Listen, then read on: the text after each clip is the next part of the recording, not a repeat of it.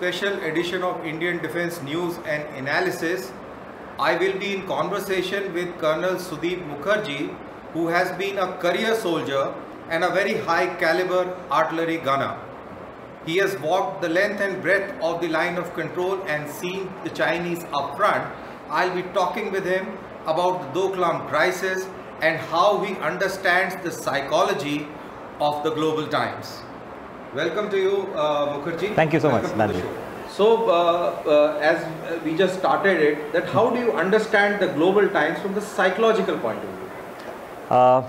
Well, from the psychological point of view, I think that the Chinese, what they have done, they wanted to, probably because of the dipping growth rate, they wanted to send a message to the country that they are, not dipping as a country, and they want to probably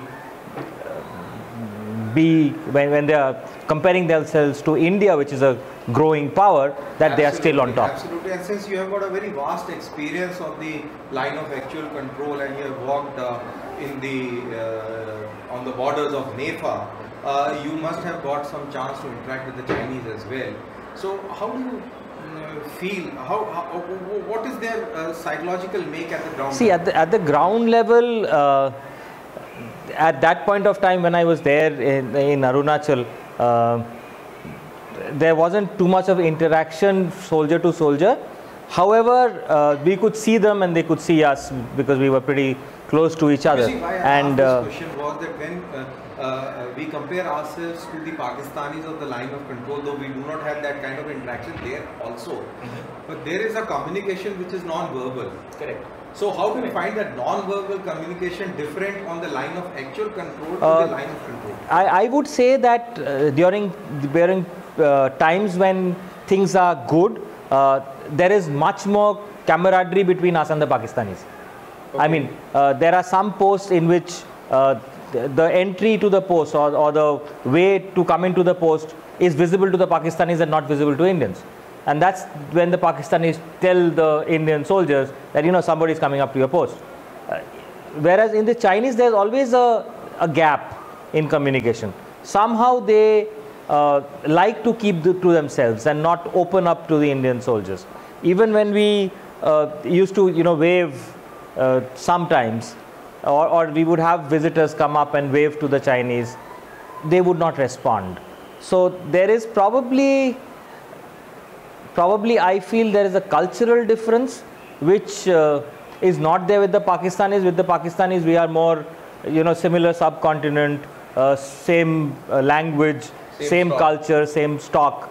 Though there is more camaraderie there than with the Chinese. We can always say that because of its different civilization, different culture, that these guys believe in slowly and gradually creeping in rather than being so upfront like the Pakistanis, who are just like us. That's what I think the Chinese psyche is like that. They do not want to, they are much more guarded about their approach, about letting people know what they are thinking.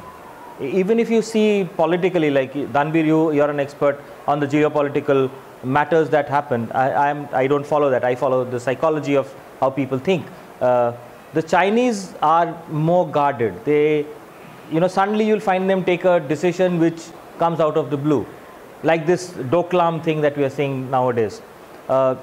My view is that they probably, misread the Indian government's strength. You just mentioned what you just preempted me, that they misread the government's move.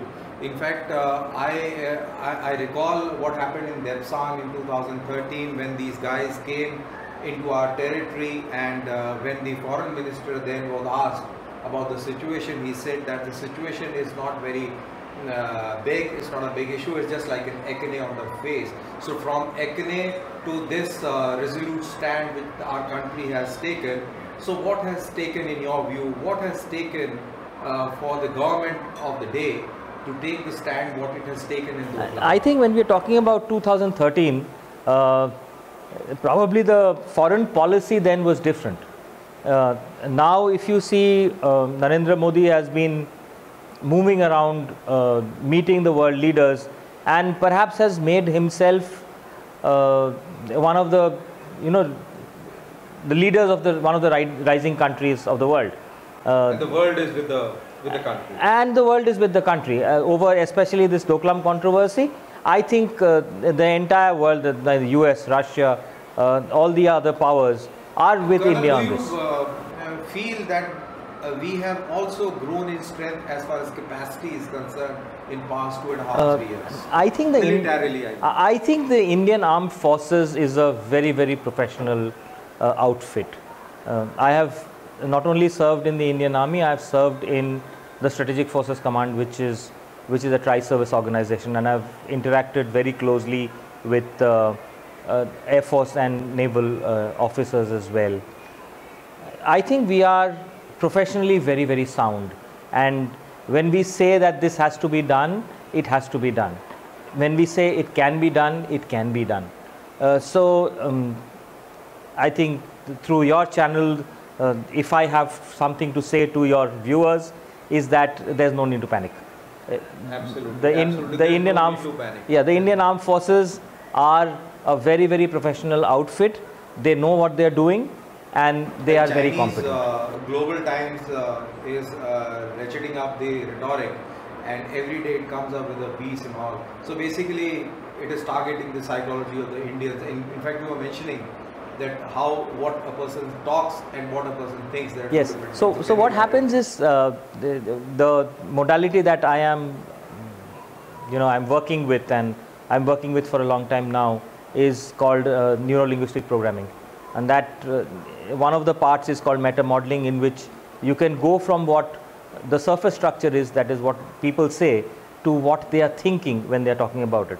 So when I meta model the statements made out by the Chinese agencies and the Chinese leadership, it just proves that it's more of a showmanship and more of a psychological ploy to probably show their own people, maybe show Bhutan, maybe show the Indian media that they are the stronger country, and therefore do have the upper hand. However, if I am stronger than you, do I have to tell you I am stronger than you? Definitely. I will not. So the very fact that they are bringing up this rhetoric, it actually means that they are worried. They started off with reference of 1962, that India should not forget 1962, and there were people on our side, they said that, well, it is not 1962 and now we have heroin. See, 1962, if you've been a student of military history as well, and so have I, and we've all read General Palit's very famous book, and 1962 was a totally different ballgame at that point of time. The politicians at that point of time probably did not heed to what the Chief of Army Staff had to say. Nowadays, I think that the professionalism of the army is respected, and the politicians probably, or the government of India trusts the army. So basically, you mean to say that it is not 62. We are a very confident country, both politically, economically, and also militarily, since that is our forte. That is how we are. I feel definitely so, because 1962 was just after, let's say, 47 we got our independence, and we were still evolving as not only a country but as an army. However, now we have our armed forces, we have the Strategic Forces Command, we have, we are poised to retaliate in case it's required. Nice, Sudeep, it was nice talking to you. You just gave an insight onto the psychological makeup of the enemy. And ladies and gentlemen, as Sun Tzu had said once, that the best victory is a victory which is won without fighting with the sword. And that is what they are doing. They are trying to impress upon the politicians, the masses, through the psychological warfare, and we have to guard against that. We cannot fall into that trap. I think what Colonel Sudeep has said, and like all of us in the fraternity believe, that we are a strong country and there is nothing to worry. See you next time on a next episode of Indian Defence News and Analysis. Till then, Jai Hind.